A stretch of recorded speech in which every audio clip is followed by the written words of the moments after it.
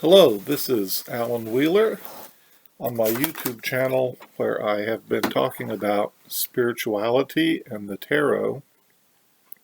This is the seventh episode in a playlist called Morrigan Moments, and so I'm here at my altar, and a recent acquisition of statue of the Morrigan is here. I've taken some time to light incense and a candle and try to create some sacred space here prior to beginning.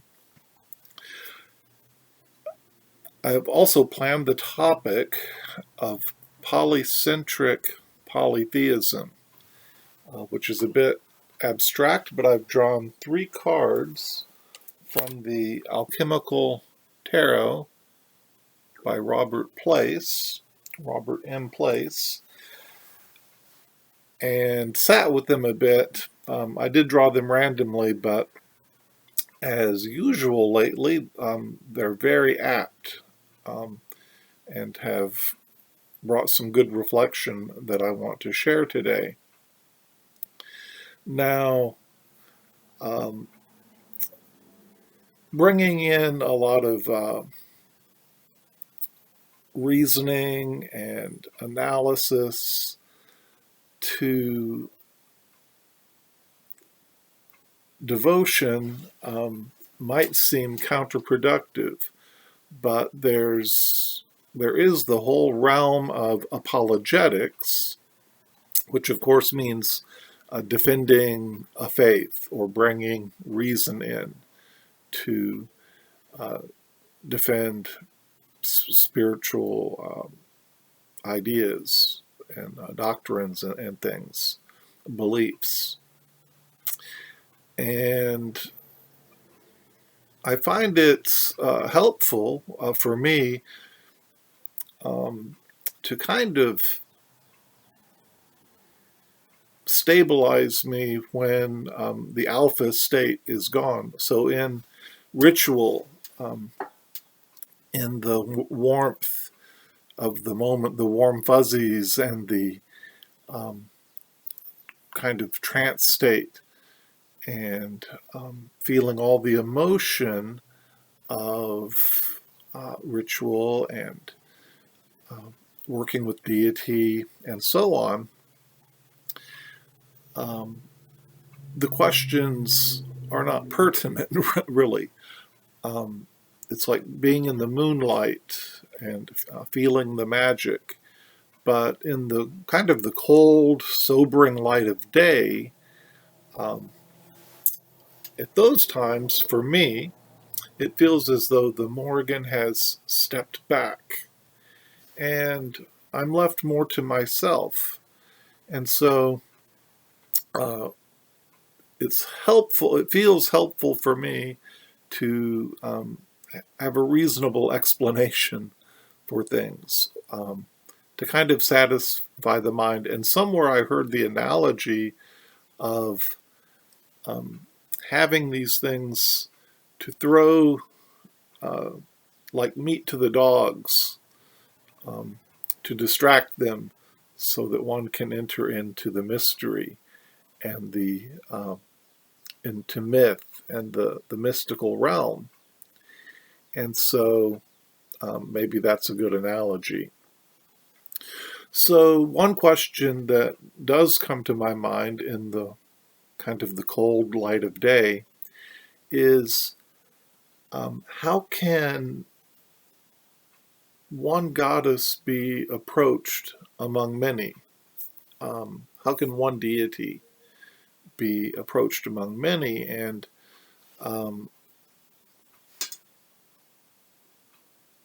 it's part of it is just growing up in a culture where monotheism is taken for granted. So someone said atheists don't believe in one God. Basically, they know what God they don't believe in. And so it's very ingrained. But for another thing, it causes the rational mind to wonder, how do these, how can one work with one deity among several, or are these beings polyamorous? Is there no jealousy? And I've heard some say, have the experience that the Morrigan came into their life and pushed out other deities. I don't know how common that is, but when I was encouraged to have a contract in mind in working with the Morrigan, one of the things I requested was keeping, at least in some semblance or some form, my deity I'd previously worked with. It was almost like making a deal with a new spouse, but I get to see my old friends once a month or something. So an answer I came across, again, it may be considered like meat thrown to the dogs of reason, but it's the concept of polycentric polytheism. And it's a little different from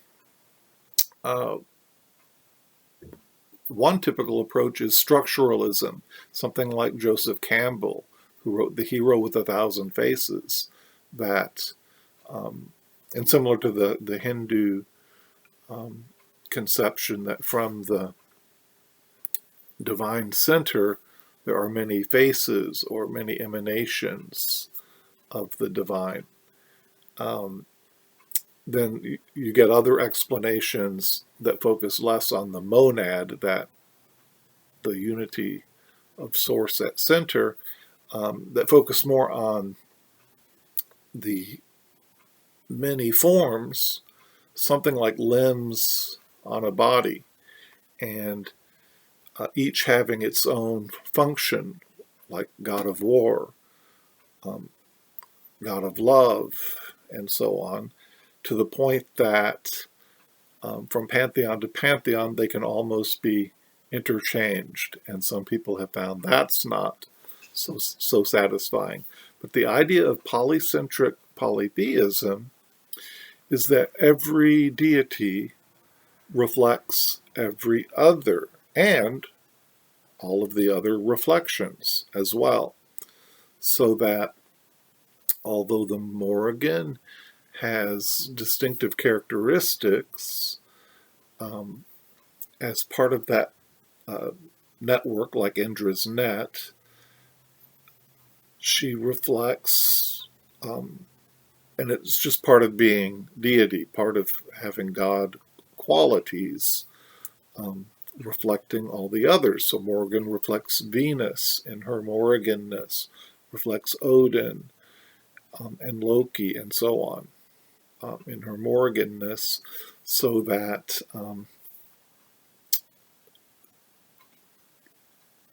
a human, an individual, can focus on one.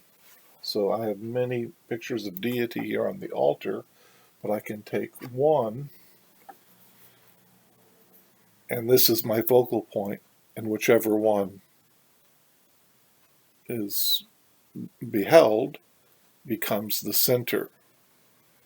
But every one can be center.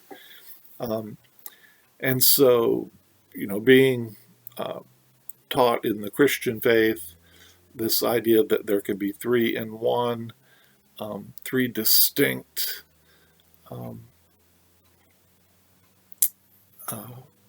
personalities in one that cannot be explained by logic alone. It's a transcendent concept. It's kind of a familiar mental exercise that way. So with all these thoughts in mind, I drew 3 cards from the alchemical tarot again. And the first card I drew was the Ace of Vessels. This would be the Ace of Cups in other decks. And this one is called the Fish. And the little white book says that the grapes come from seeds planted by the anima mundi in the heart of the soul. So the anima mundi being the spirit of the world, source or spirit, has planted these seeds in the soul and they're growing up. And to me, this was a very apt picture of some of the things we're talking about, in that the source and the seeds have a unity, come from their I hesitate to use the word the same, but they have a unity and oneness. And in this particular soul or culture in which they're growing up, they may express the attributes of that environment, those perspectives. And so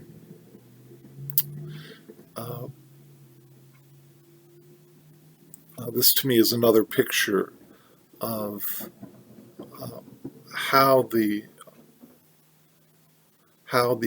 monad, the divine source, can have expressions in the Celtic pantheon, in the Norse pantheon, in the Hindu pantheon, and so on, and in individual experiences of the same. The next card I drew was the Five of Coins. This card is called the Beggar in the Alchemical Tarot, and the coins on the ground are the four elements. They each have the glyph, the symbol of the four elements, and the one in the sky is the Quinta Essentia. And so that's the fifth element, and it's represented by the five-pointed star there with a circle at center. And something is missing here with the focus on the material. Something is missing. And so with this question in mind, this is almost the focusing too much on the expression in the culture or in the material. So the particular form of the statue or the image, turning from a kind of healthy worship or working with deity into some kind of idolatry, or mistaking the form for the essence. And so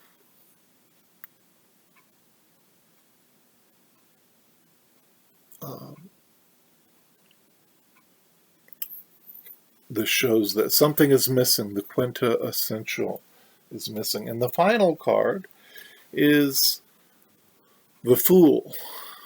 And in this deck, he's got a blindfold on, and he's going to have to be led by this rabbit to start out this journey. And it speaks to me of the leap of faith that is needed to go beyond reason, to get past those dogs guarding the fence, to get into the mystical and transcendent ideas. And this reminds me of a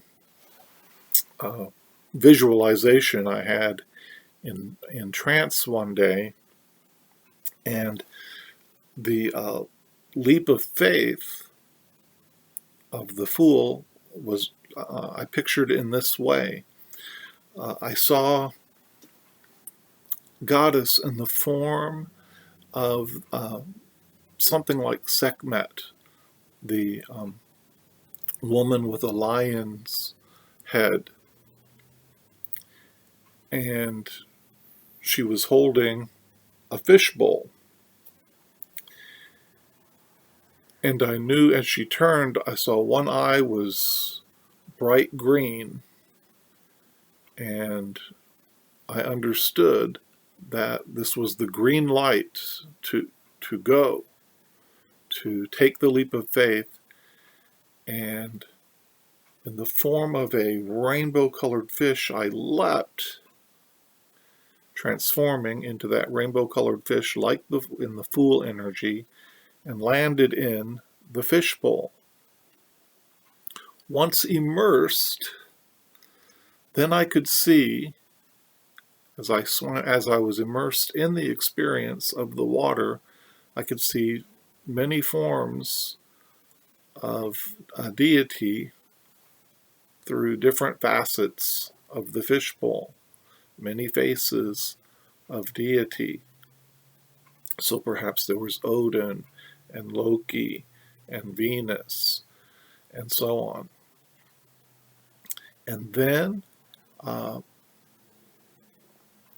like a rushing waterfall, many waterfalls, starting at the base of the fishbowl, I fell as through a tunnel, like a black hole, down, down, down into the Om, into the inexpressible divine. And thinking back, it's almost that to move from the objective surface idea, one has to take that leap of faith and actually immerse in the experience itself. So that's my reflection on polycentric polytheism, and it's a little abstract, but I thank you for watching, and I hope it made some sense. And as always, I hope you will find connection with people in your life, with online community, and on your spiritual path, whatever that might be. Take care.